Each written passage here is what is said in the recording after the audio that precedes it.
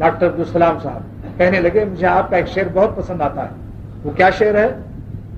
جو میرے لمحات گزرے ہیں تمہاری یاد میں، جو میرے لمحات گزرے ہیں خدا کی یاد میں، بس وہی لمحات میری زیست کے حاصل رہے.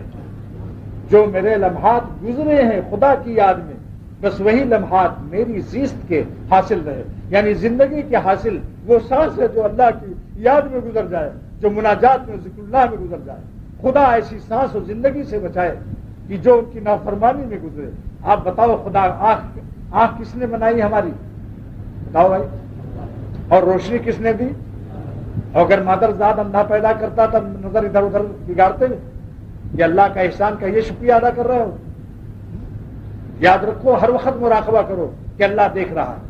جب گناہ کے تقاضے بے چین کریں تو فوراً مراقبہ کرو کہ بے شمار نگاہوں سے اللہ یہاں موجود ہے اور ہم کو اس حالت میں اللہ دیکھ رہا ہے. اور وہ دل کو بلا ایکسرے دیکھ رہا ہے کہ یہ نالائق دل میں کیسے خبیث حرکت کر رہا ہے، کیا کیا گناہوں کے تصور کر رہا ہے. اللہ کے سامنے دل ایسا ہے جیسے ہم سورج کو دیکھتے ہیں، اس سے بھی زیادہ ہمارا دل ان کے سامنے رہتا ہے.